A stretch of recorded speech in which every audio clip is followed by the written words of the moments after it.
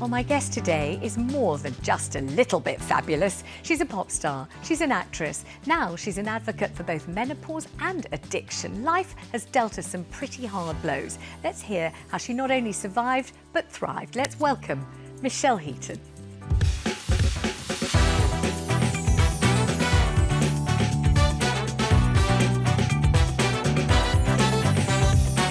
Oh, it's my absolute pleasure. This is delightful. Do you like it? It's pretty. Yeah, I love it. Well, you know, because you can vouch, because you've been to my house. It's based on Phelps Towers, It really is. It's exactly the same as being right at home. So it feels as if we've all known you almost forever. Yeah. You kind of burst into our consciousness in the year 2000 in Pop Stars. But if I take you back to your life before fame and infamy and all the fuss and all the headlines you've attracted over the years, you were not a showbiz kid. No, I definitely wasn't. You were not a stage cool kid. And you No. didn't come from a showbiz family. No, I didn't. I mean, I was brought up in Gateshead, right next to Newcastle, on a normal council estate. You know, I was a family of four. I had my parents and my brother. And I wasn't very academic at school. I kind of just graced by, really wasn't into sports, hated it. But I loved to sing. But what that looked like for the future was kind of uncertain because we didn't have money, we didn't come from money. It wasn't really in our background or in our genes. It was just something that I loved to do. And also your parents met each other in the Navy. They did. So they were the least kind of frou-frou, let's put on a marabou feather boa. Exactly. That wasn't your background at all. No, it wasn't at all. So It when you wasn't were at all. saying, oh, I love singing, I want to be a pop star, what did they say? They were dubious at first, and I remember the first time I sang in front of public was on a Haven holiday camp. And I said to my mum, I said, I'm going to go and sing a song. I sang Tears on My Pillow by Kylie Minogue, and I won the competition. And then from that, we won a week stay at the end of the season to then enter the national finals. And then my mum's like, ha free holiday. So that was my journey. But I they just insisted did that. on school, they wanted qualifications. Yeah, they did. They were not sort of bitten by the showbiz bug, even though you were. No, not at all. I think my mum always supported me, obviously, and my mum really wanted that for me. And my dad did, but he wanted me to definitely get my education sorted. He wanted me to be a policewoman or follow in their footsteps in the Navy, which I wasn't that keen on because I had my heart set on being a singer. But I complied. I did the work. I did my A-levels at school, and then I went on and did what I needed to do. Are you the kind of person who has such a deep kind of desire to perform, you don't even get nervous when you perform? I think that's quite safe to say because I've always been one of these people that likes to wear a mask. I'm actually quite sensitive and I'm very self-conscious and I'm aware, and I have that imposter syndrome that a lot of us in the industry have, actually. Kind of feel like someone's going to tap us on the shoulder and say, it's all been a big joke, you're not meant to be here. Even Michelle Obama says she's got imposter syndrome. And it's a real thing that a lot of us suffer from. So when you're on stage and you've got your glam rags on and you've got your heels on, you're able to put on this show because you become somebody else. And so for me, getting out of what I felt uncomfortable with, being a performer and singing, helped me to grow. Does that make sense? Yes, but the thing that makes it all very complicated and twisted is that you becoming famous in Liberty X on Pop Stars, and we can talk about the fact that Liberty X didn't win and you were meant to be losers, you turned out to be winners and all of that stuff. Most people will remember all that. Yeah. But you were just on the cusp of reality television being a thing. That's right. So that the boundaries between here you are performing, you're singing a song, then you go home and you're yourself and nobody knows anything about it. Yes. You were the kind of first generation of reality TV and the blurring because of social media between your private life, your public life. That's right. You know, you couldn't kind of escape the coverage in a way you didn't want to because you wanted to be famous. Yeah, But absolutely. we all sort of had an insight into your private world, including television documentaries about your marriage and God knows what, that nobody before you had ever really been through. You were probably one of the pioneers of that stuff. Yeah, we were. So Pop Stars was the first talent show that was ever televised on TV about the process of how it was made. It was the first of its kind. So going for that audition was one of many I had already previously went to, but just happened that this one was being filmed. We had no idea how big it was going to be, that it was going to be the biggest show on ITV, how it was going to be featured and how it was going to come across. We were there, the auditionees were there to be in a pop band. Yes, we knew it was being filmed, didn't know what that looked like. It wasn't about necessarily being famous, it was about being a pop star. And we've lost that essence, obviously, over the years. Yes. Because now we see the people who are auditioning for these shows aren't necessarily there because they're passionate about singing or songwriting or performing. They're there to be famous. But it was really innocent back then. So that meant... because Claire Sweeney was sitting here only about 2 days ago and said exactly the same thing. Yeah. They were just more innocent days. Nobody quite realised No. what the bargain was that they were undertaking. Exactly. And like you said, we were then propelled into this atmospheric change where people then knew everything. You know, like press would be knocking at my mum and dad's house, asking them for stories. People were being called. People were being chased. We were being, you know, chased by paparazzi. Like all of that was completely new. Nobody really from that era had all of that. We kind of were born in that paparazzi industry. Did you sort of feel that it was part of it, that you had to give up your privacy, that you had to, you know, have yourself being filmed, you know, as you were putting your makeup on and then as you were getting in the car and then when you were maybe drunk or maybe tired or maybe doing something you shouldn't be doing, you know, all those things? That was very difficult because you know, I've always been a bit of a party girl and I've always been quite outgoing and I like to date pretty men, you know, and that's what I did. But I did it in the view of the public, and that was really difficult because obviously I come scrutiny and I was written about and there was covers of magazines and papers that I wish hadn't been. But it became part and parcel of the job. And it wasn't really until I kind of lived out my youth in the papers that then I decided to be able to take some of that back and do private. But I was very unaware of how public things would go quite quickly. And once you give away a bit of that to the press and the public, you're in there. It's very, very difficult. Very difficult to get and it also back. members of the public might think that you're perfectly comfortable with it, in fact, that you want it, you crave it, you're trying to orchestrate it. But actually, you were so far in advance of this being the norm, you didn't know what you were signing up to. No, exactly. I mean, there's many pictures out there that the paparazzi have taken that would be now against the law. So back then there wasn't all of the laws against it and we weren't protected. All the upskirting, all those. I remember it very clearly. And I was a married mum of 2 and you know, suddenly you see a photographer kneeling on the ground as you're getting into a car and you're like, what on earth are you doing down there? Next thing you see the picture, you could absolutely die of the shame. And my poor mum and dad and my brother, you know, he was going through school at the time when these pictures were present and we didn't go out asking for that kind of attention. No. It was just a given that that's what they did and we had to be okay with it and we weren't. No. I mean, your life has been absolutely extraordinary. We watched you in a marriage that then discombobulated. You were so young when that all kind of went terribly Pete Tong. We watched you carry on singing despite all the problems with Liberty X and all of that. And then we watched you go through the most incredibly difficult time. And I'm really, if I was wearing a hat, I would take it off to you because, my God, you're a survivor. What we're talking about now is an enormously important topic. It's one that Michelle knows far too much about, really. It's the BRCA cancer gene. Now, you've been incredibly open about your experience. And what happened was you had just given birth to your beautiful daughter, Faith, your first child. Yeah. She was 6 weeks old. Yeah. And I bet you were in that lovely bubble of mummy and baby kind of happiness. You've had this beautiful baby girl. And then your father comes to you and tells you he's had a test. And he turns out to have this BRCA gene. Yeah, so his mum and her mum had ovarian and breast cancer, and it was around the time where genetic testing was available, and it was quite a new thing. And so she had been tested on her death while having breast and ovarian cancer, and she had the faulty gene, it's a mutated gene. We all have it, we all carry BRCA, but it's whether it's mutated or not, given you have 1 or 2. Yeah. And he had the test and he was positive, and so I got invited to have the test as well, and I didn't know whether I was going to say yes or no. I didn't really know much about it or the information, and I remember the midwife, after I had given birth to Faith, I had to fill out a form. Do I carry any genetic genes? Yeah. And I was like, oh, I remember something that my dad was telling me about that.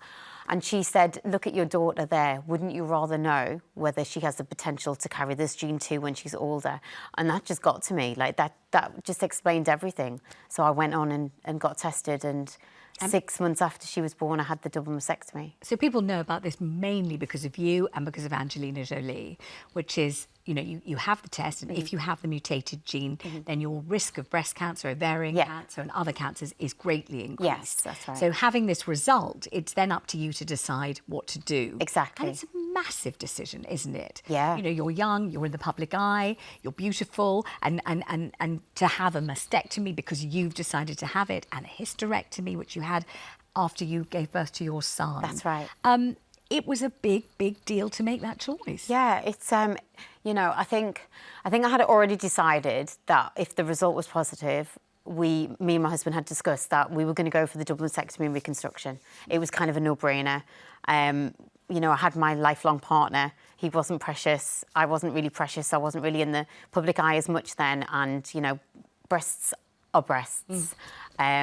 It's a very, I must say, not everybody not everybody looks at it like that. Way, but I amazing. think I just thought, right, okay, if this is going to reduce my risk, because it was 85% risk, right. and my grandparent had it when she was in her 30s, it was evident that it could have caught quite quickly, and so we just made that decision.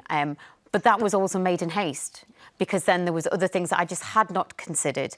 Continuous looking after the implants after I have to have them redone 10 years later was something that wasn't just on my thought pattern. Right. Not being able to breastfeed AJ, whilst I'm not necessarily an advocate for breast is best, I think, you know, it's very important to feed the child if they're hungry.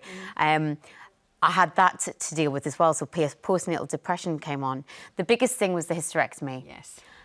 That shocked you to the core, didn't it? Yeah. And I'm your friend in real life, so I know that it gave you an absolute kind of body blow, didn't it, in every way, and plunged you into menopause at the age of what? How old were you then? I was, that's a good question. Hang on, I can't do the maths, it's terrible. It was, you know, 33? Yes, 33. And suddenly you're dealing not just with recovering from 2 operations, bringing up 2 little babies, you know, trying to work, being Michelle Heaton, which means looking a certain way and projecting in a certain way, and also being plunged into early menopause and everything else.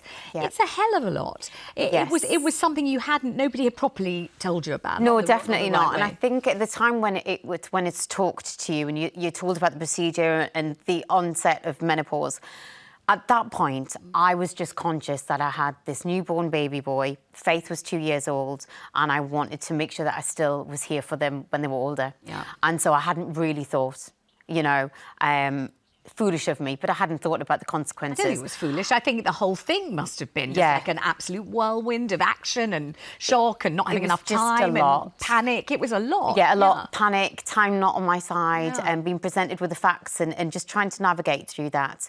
And, you know, I wouldn't have taken back what I did. Absolutely, everything happens for a reason. But not being well educated enough to what the menopause was going to present to me. And obviously, everyone's menopause journey is different. So what that looked like to me might have been completely different to somebody else. I then saw, I suppose, I found grace in alcohol. And that was my go-to. And then I had a long battle with my addictions. I'm not saying menopause caused that.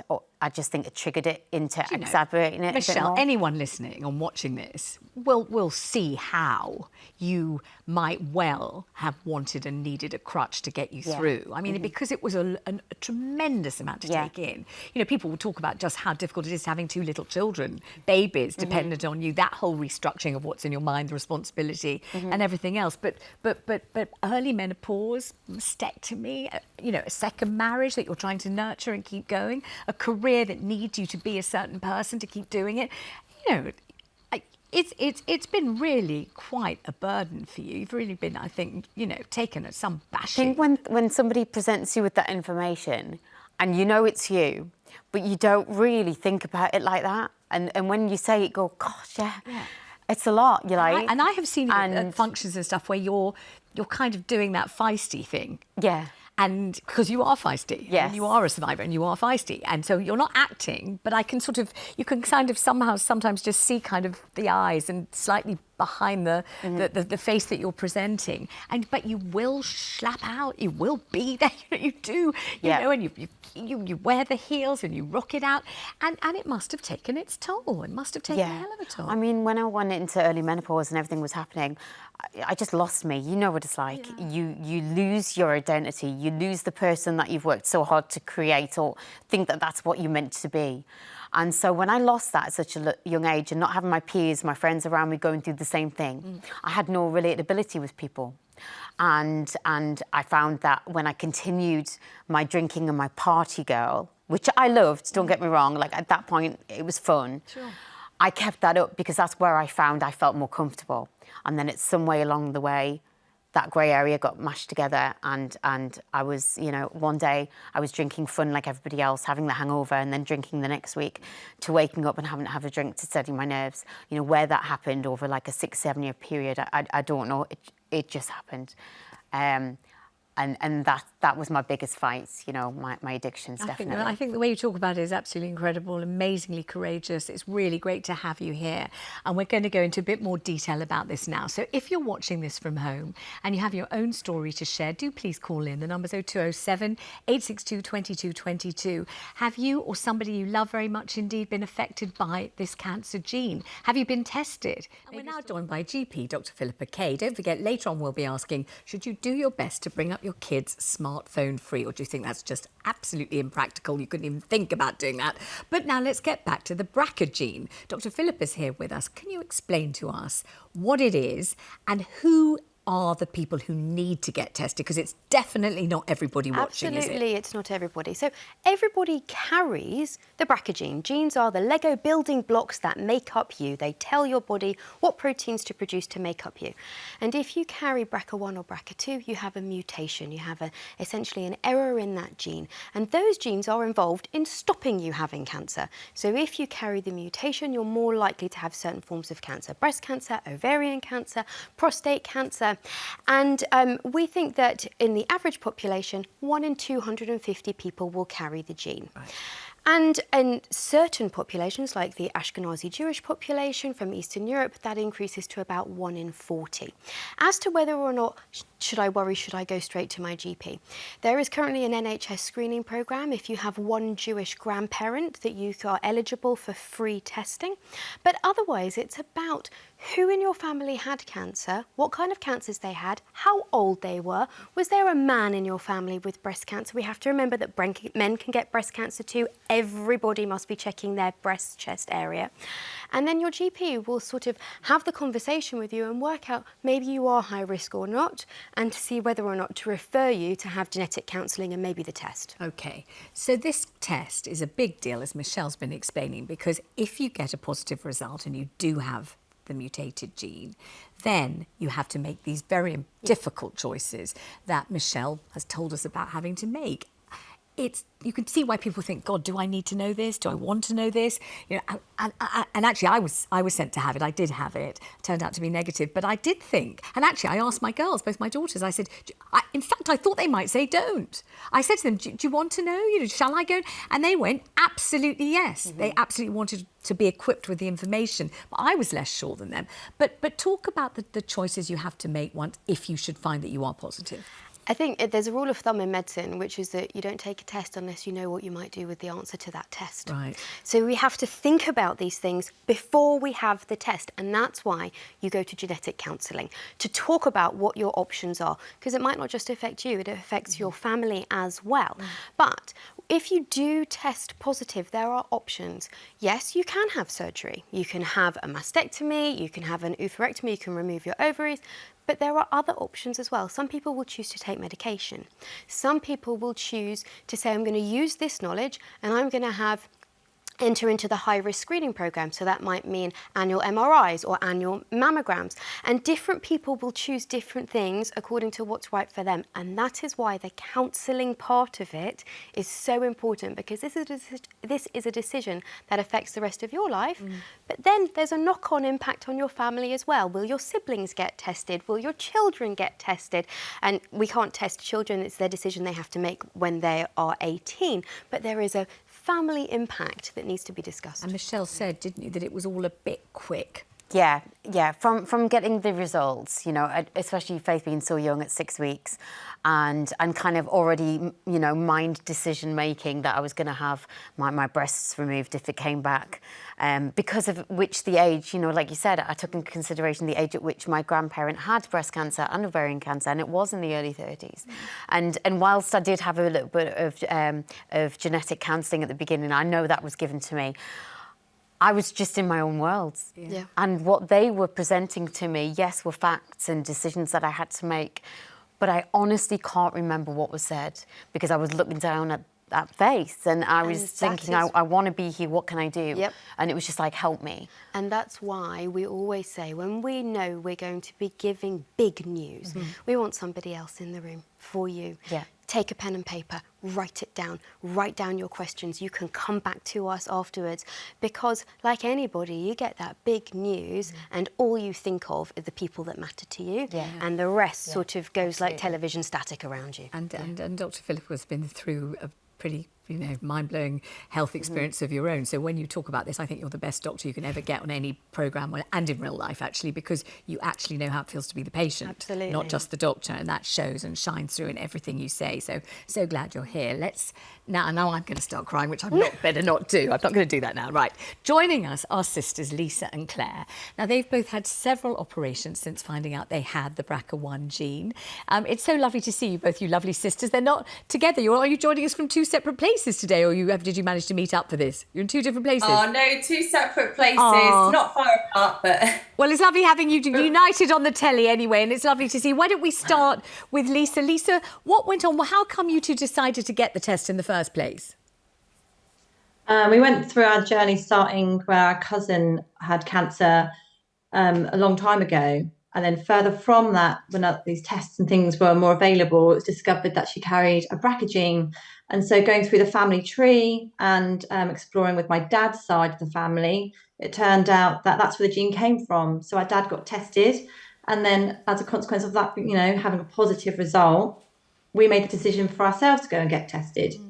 And Claire, talk to me about when you heard the result and the various things that were going through your mind. It must have helped to have the two of you together, though, because you could talk it through. Yeah, it was. So I think initially it was quite a shock, and I didn't understand what it meant, if I'm honest. And luckily we had the genetic counsellors at hand, and they sort of really educated us because we were none the wiser to it. But being really honest, I did sort of blindside it for the first few years, just thinking, oh, I'll be fine. And it wasn't until I sort of had my daughter Bonnie, I was like, right, I've really got to think seriously now, because this can affect her. And that's when I took the thoughts of surgery to another level and really considered it. But up until then, it's just really daunting, and it's a scary process. Certainly, you could see Michelle completely identifying with that. Yeah, absolutely. Yeah, I think when you're responsible for another life, and then also the potential of them having the same mutation, for me to be tested and given her the opportunity when she's older was really important, so that she had a choice as well. And yeah, when you're faced with somebody else in your life that it can affect, obviously my husband, but my actual child, my daughter, and whether I'm going to be here for them, all of that was taken into consideration. And yeah, it just wiped me too. Like, I just remember feeling flabbergasted and just overwhelmed by everything, and just literally concentrating on my baby girl. You can't put yourself second, so you just do what you've got to do. Absolutely. Let's bring Lisa back in. Lisa, what are the operations that you had then, the two of you? Describe both of yours at the same time. So we both had a double mastectomy and reconstruction, and several years later, I decided to have a nephrectomy, and that's about 18 months ago now. So we're both on the menopause journey as well. But we've had our operations also for different reasons in those senses, I think. And how are you doing? Because obviously Michelle said she was pretty much knocked sideways by being plunged into the menopause so early and without really understanding what it was going to feel like. How are you two doing with it all? I don't think I definitely wasn't prepared for menopause. You hear about it, but you don't expect. I'm 42, so you don't expect to go into surgical menopause the next day. And I think I was fine for the first couple of months. So I had it 10 months ago, the hysterectomy, and menopause suddenly hit properly about 3 months ago. The brain fog, and it just makes you feel like a completely different person. As Michelle said earlier, you lose who you are almost, and you have to get this new identity. So these Let's bring in Dr. Philippa, because it varies very much from woman to woman, doesn't it? But we do hear the same sorts of things, particularly the shock of it. These are big surgeries. Yeah. And there is the physical recovery after a big surgery, and then there is the psychological recovery. But when it comes to surgical menopause, it's a bit like falling off a hormonal cliff. Yeah. And whilst in the normal perimenopause, the lead up to that last period, your hormones are going to fluctuate, but they're going to gradually go down over time. But when you have a surgical menopause and you are at a reproductive age, you go from hormone up here to, hello, I'm not producing any anymore from my ovaries, my fat cells will make a little bit. And that big drop-off can lead to really severe symptoms. And whilst absolutely, for a natural menopause, about 1 in 4 women won't have symptoms, and others will to varying severities, actually when it comes to a surgical menopause, you're more likely to have severe symptoms. And that is why, if you can have it, remember not everybody can have it, that we do recommend that people do replace their hormones with HRT in order to protect their bones and their heart and their brains until the natural age of the menopause. And actually, I think that's quite a big consideration, plus the fertility consideration and all of that comes with this is these a huge decisions. topic, but I do think it's really important to cover it because we might just save some lives on the programme. And if we do, I would be so delighted. So thank you very much to the two lovely sisters, Claire and Lisa. You've been charming and been great, and I hope you live happily ever after. Thank you so much. Let's go to our callers, though, and the calls are flooding in on this one. Let's talk to Linda in Reading. Hello, Linda. What went on with you, my love?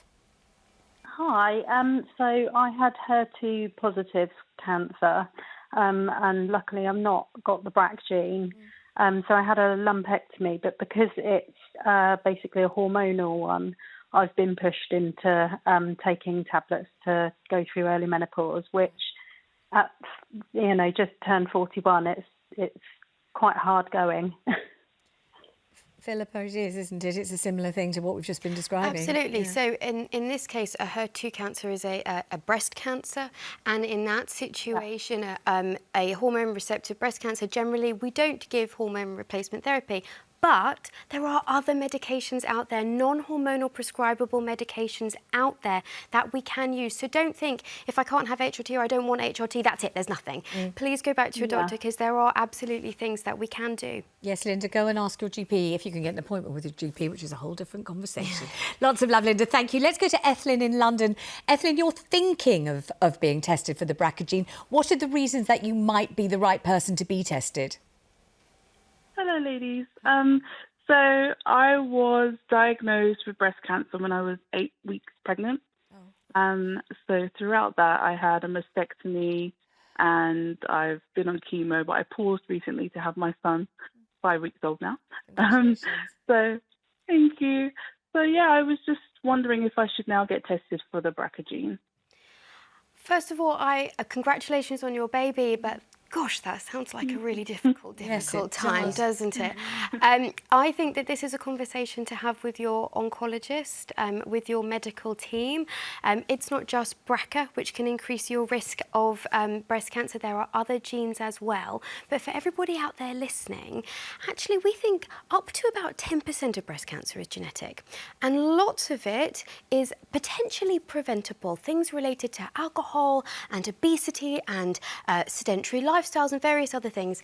And even if that was you, that doesn't mean that you wanted cancer, and it absolutely isn't your fault. But I would absolutely have a conversation with your doctor about whether or not testing is appropriate for you and then what testing to have. And I honestly wish you the best of luck with the baby. So do I. Good luck with the new baby, Ethelyn. Let's talk to Sandra in Staffordshire. She had a hysterectomy at the age of 26, which is dreadfully early, isn't it? How are you doing, Sandra? Hiya. Hi, everyone. I just wanted to relate to the lady who had the hysterectomy when she was young. Yeah. You know, I had bowel cancer, and I had to have some of my bowel took away, and that caused me with a knock-on effect with having to have the hysterectomy. So, you know, I couldn't have my own children, which is very upsetting for me. How long ago was that, my love? God, I was 26. How old are you now? I'm 65, coming 66. And we can hear that you're still absolutely kind of riven with emotion all these years later about the effect that had on you. I can hear it. I can hear it. I mean, Philippa, it's not surprising, is it? Because that operation changed Sandra's life forever. I think that we are getting better about raising awareness about signs and symptoms, right? And we talk about screening and we talk about prevention.